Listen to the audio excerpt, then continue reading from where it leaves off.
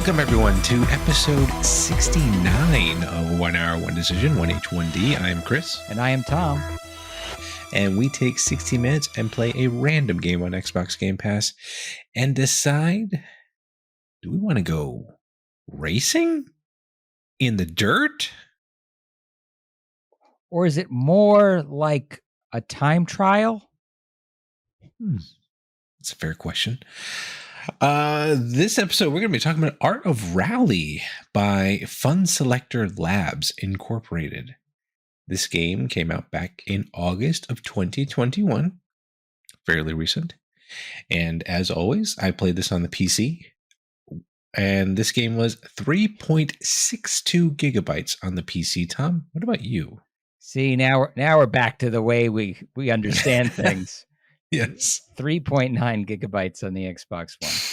There we go. Just as God intended. But also, just a reminder, it's 0. Yes. If you stream it. That is an option. You can Cloud do gaming is available for this game. So that's pretty cool and great to know. And what kind of game is this? I put isometric rally racing. Yeah. I like yours. I just put racing game.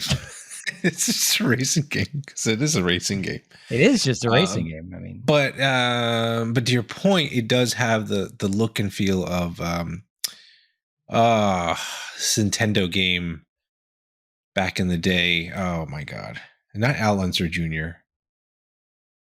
Off-road racing. I think off-road racing has had this similar kind of look to it, where it was just that top-down isometric kind of view to it.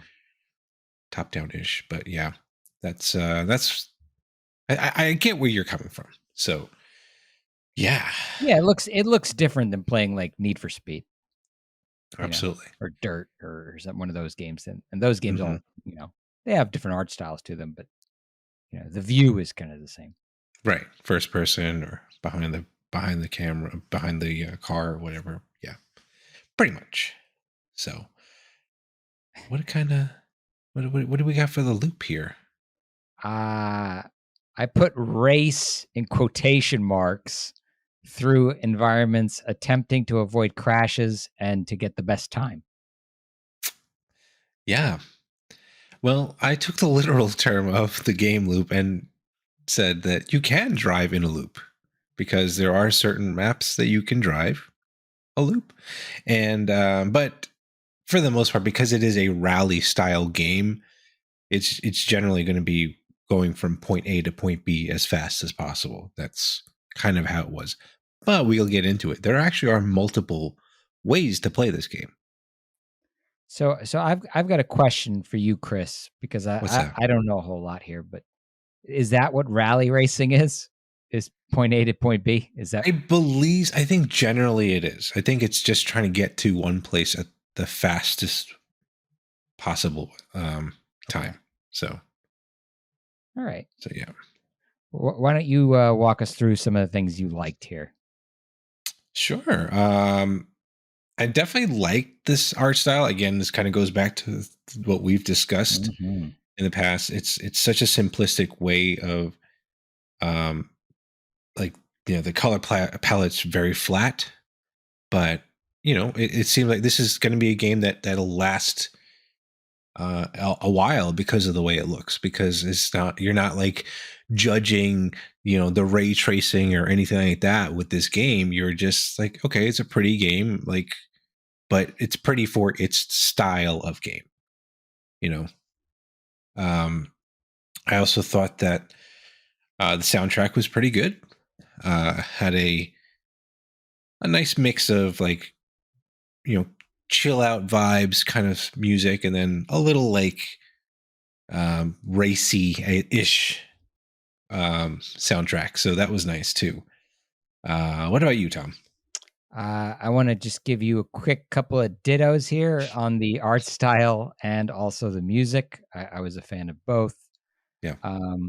One thing that stuck out to me right away was the car names and the video intros for the cars, like right when you kind of start up the game. where I like, didn't see the video intros, but oh, okay. really? Okay, yeah. Yeah. It played like video clips of these different cars and was like, Hmm. these are the cars that you have available to you, and this is what this one's called, and this is what that one's called. And they Okay. had like little silly names that, I can't even think of exactly what they are right now, but they Yeah. were. And I think they are they're supposed to be like because it's not a licensed game, but the car models themselves look very similar to a lot of the rally racing like vehicles that you would see in these generations. Because that's the other thing about this game; it goes through generations of rally racing. I think back from what was it, the '60s or something like Yeah, I that, think it all the was way. 60s. Yeah. So you get to see a lot of different styles again. Like there was a essentially like a Mini Cooper in the game, Yeah. but I don't think they called it a Cooper or something else that they called it. And like, yeah, each car had its own variety, or the way the control and like the amount of power and stuff like that. You could definitely feel the difference between each car too, which was pretty cool. uh Um, I, what I else? I wanted to say that I also liked that there were pretty good settings options, Hmm. for sensitivity, for camera, for various things like that. Um, I was able to tweak the game and make it so that it played more the way that I wanted it to, and I was thankful for that. Like what? What are the things that you were surprised or nice, like the ones that you were like, oh, okay, that's actually pretty cool. I can do. Dead zones Hmm. for acceleration and for turning, and just general sensitivity, but sensitivity kind of across the board. So there's like a Hmm. sensitivity for the brake, sensitivity for the gas, sensitivity for the turning. So it's like you can really kind of hone in and lots of detail there in terms of, okay, well, I'm somebody who slams on the brake maybe too much, so let's turn that down some. And then maybe I'm light on the accelerator, so I'll leave that a little bit more sensitive. uh, Hmm. I like the ability that you could kind of cater that Yeah. to how you played. Yeah. um One thing I will say, there are, like I mentioned earlier on, there are a lot of actually game modes in it. So you have a career mode, you have a time attack mode. I think there's like a multiplayer mode, and then you have a free roam mode, which I think I played most of my playthrough in that mode, mm, and I was really confused because I think what happened was the game launched in like my computer background. And then like I heard things clicking away like as I was doing something else. hmm It was like clicking away. And I guess I clicked the free roam mode and it just like started the game up in free roam mode. oh, Because like that would what explain ended why up you missed those intros and things. right, and what ended up happening was I like because I was like, what's going on? Like, where's my objective? And then there was like this there was like this rally Buddha that came up and like told you Yes. about the ways of rally and stuff like that. Yes. And then it was like, oh, go do your thing. I was like, okay, I guess I'll go do this. And then all I was able to do was like collect, like almost like Tony Hawk, where I'm Yes. collecting Mhm. the word rally around the world, and then like picking up cassettes and picking up I think it was like not just cassettes, but there was something another like there was a couple of collectibles you could do. But I was a little confused. I thought there was like an actual career mode, and then like I was like, let me back out of this, and then I found the other modes, and I saw a career mode. So I started my last like 10 minutes of the game, the career mode, and like you could go through basically you could progress through the years Yes. of rally racing through it. So like I said, it was pretty cool in It's that way. interesting that you spent most of your time on free roam because I spent almost all of my time in the career mode. So we had very different experiences. Oh joy! Uh, so yeah, I mean that was kind of the thing. Anything else you want to bring up about things that you liked? I thought it was funny that the little meeple were suicidal. So the art graphics, as we were talking about, very simple, So the people are just kind of like three bricks stacked on top of each other, Yep. and like head and body and then legs, and Legs. these little meeple would like run out into the street in front of your car, and I was like, yeah, this is how you get hit, people. Like, what are you doing? I don't get it. Yeah, because you see, like, especially during the career mode, I was like, okay, you know that this car is going down this track, this direction. Why are you all surrounding that track area? Like, it just makes no sense whatsoever. Get out of the way. I mean, they move out of the way, but it was still like when you get to like, oh my god, am I going to hit someone? I just freaked out. I wasn't like trying to like plow through them, Oh, but me neither. But like when they run out into the street and I'm yeah. coming down the street, I mean, Yeah. There is a horn button, which I didn't use. I should have used it. oh yeah, there is a horn button. I definitely never used it. Yeah. But just Speaking, generally, flipping, crashing, getting airtime, like that sort of stuff was fun, and yeah, I liked that the cars get dirty, damaged, and need repair. yeah. It was time for you to tell us, Chris, about all the things you didn't like about this game. So for me, I thought because I was in free roam, I was kind of confused about what my objectives were. I thought this was it. Like, is this all that this game was about? It was just collecting this rally, like collectibles and stuff like that. I was like, it just doesn't seem to make sense to me. So the other big thing for me was it was a pretty choppy game. Like performance wise, like I had a lot of issues with that. Um, there was just like a lot of constant freezing and stuff like that, and like my computer's not your computer, Tom. So Huh. I was kind of surprised how bad it played. But then on the flip side, I went and played it on the cloud version, Mm. and it worked pretty well. Oh, It interesting. wasn't as crisp looking, but it worked. It ran pretty well. So I'm surprised. I think you know what? I think it's actually a different developer that ported it to the PC. It Ah, wasn't the original developers. So I think that's what might have happened. But those are really my only thing. I mean, getting used to the driving is definitely one of the things. I know you touched on this on things that you don't like too, but the controls definitely took some getting used to. Even though to your point, there is a lot of um, configuration that you can do with all that stuff, but once I felt like once you got with it, and like you understood, like okay, it's not as arcadey as you would think. It is a little bit more simulation than. Then I was like, okay, I get it. I know I can't just like plow through this corner and expect my car to just miraculously make that turn. It's not going to. Like I have to get better at braking and then steering and then accelerating out of it, stuff like that. So, but what about you, Tom? well, you definitely stole my big one there, which is I'm sorry. it's okay. So it looks like an arcade racer, but it plays like a sim, Mm, and so that can get pretty frustrating. It's easy to lose control of your car, and it's hard to get that control back once you do. mm. Like once I lose control of the car, I'm like I'm gonna crash into something and just I guess it'll reset and then I'll start playing again. I generally suck at sim racing games, Same. so I was not expecting it to be so much of a simulation. I was definitely Mm, expecting more of an arcade racer just based on the kind of right. the style of the art. Looks can be deceiving. Yeah, don't judge a book by its cover, I guess. No. Um, anyway, Insert other prejudgmental yeah, trope. I was trying to think of something else to go there, but Yeah.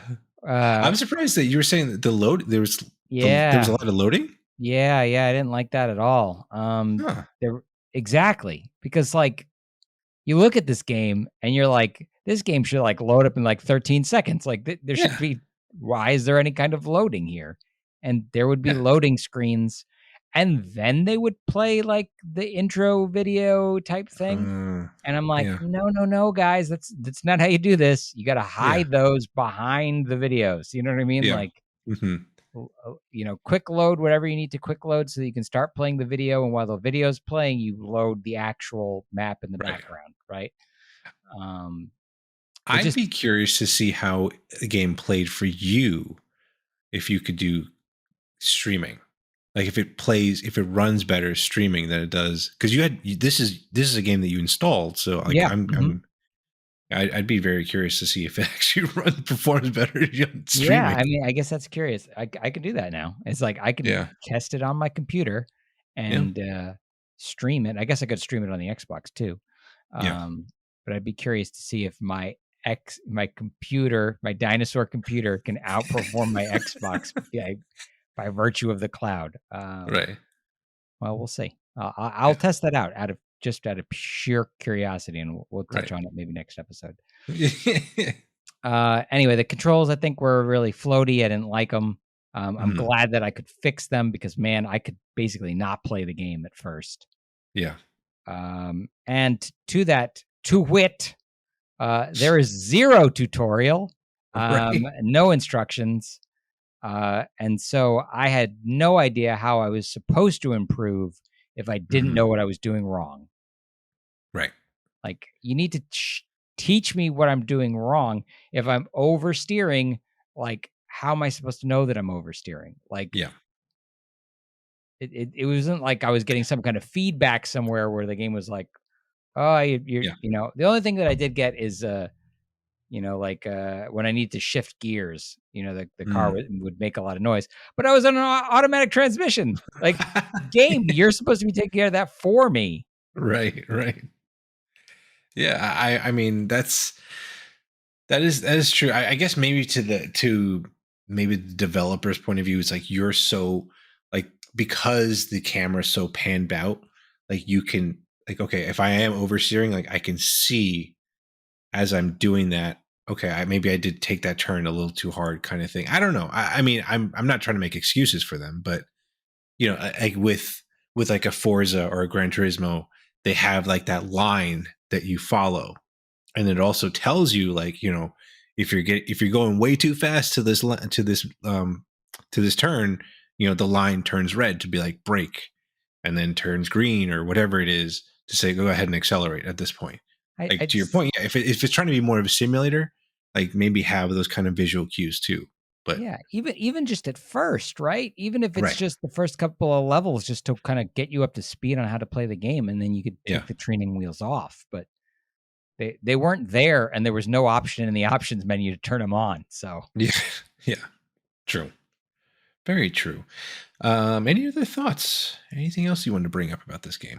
I did wanna mention that I don't know anything about rally racing, and so there are this kind of cool history lesson that the game is Mhm. giving you as you're playing the game, but I have no way of knowing if that was like actual like history or if that's Yeah. just like fanfic that they made for this game. So I mean, I think it is for the most part accurate because like even the maps are in countries like, Finland, Japan, etc., where these where I'm assuming these rallies actually happen.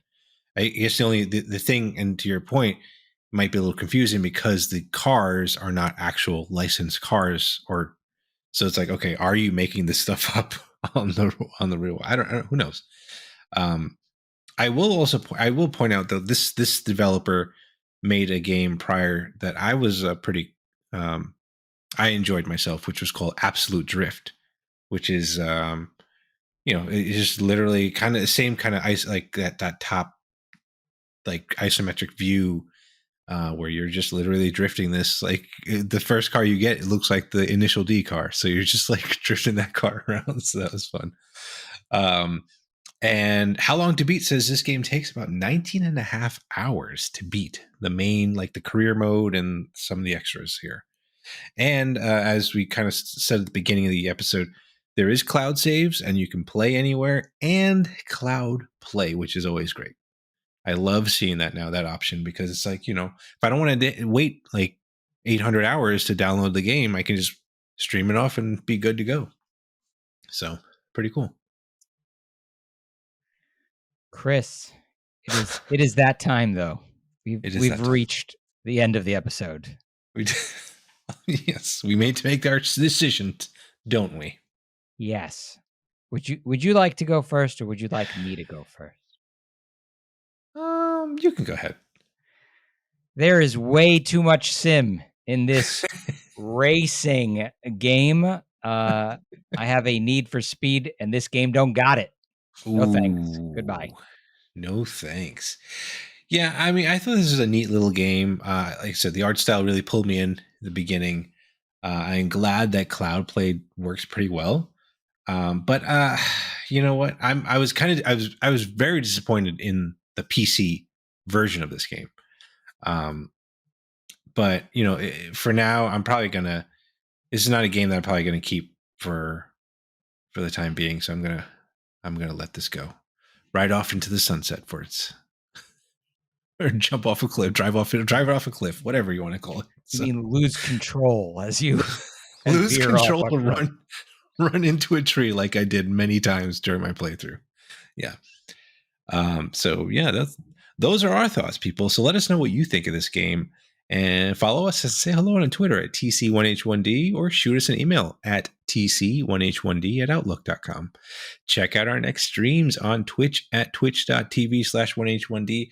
If you ever pop in when I'm playing, we've added a couple of little sound bites and stuff like that you can throw in at me while I'm playing the game. So, you know, it's fun times. It's hilarious. Anyway, and if you're watching this podcast on YouTube, send us a comment down below, and we promise to read and respond. 1H1D is part of the QTB network, so if you enjoy movies, and TV, then you've got to watch. Bruno takes you on a journey through the greatest shows in film of our time, with guest hosts Nick and Brad weighing in as well. Check them out at quitthebill.com/gotta-watch. So I think they're still doing the that little episode, or rather miniseries. Yes, thank you. Miniseries regarding the EA Sports. It's in the game. Creator. So it's pretty cool. Definitely check that out as well. But Tom. Yes, Chris. We got to find out what we're playing next, don't we? Or do we? Oh, surprise ending. We already know what we're going to play next week. We do. Requested actually by Nick from Quit the Build. We're going to be playing Kill It with Fire. It's don't know. I saw something about spiders, so. Yes, I think the it in this case is the spider. Yeah. And with fire, we shall try to kill. Yes. So that's our episode next time. And thank you so much, everyone, for tuning in. And we will catch you on the next one. Thanks, everybody.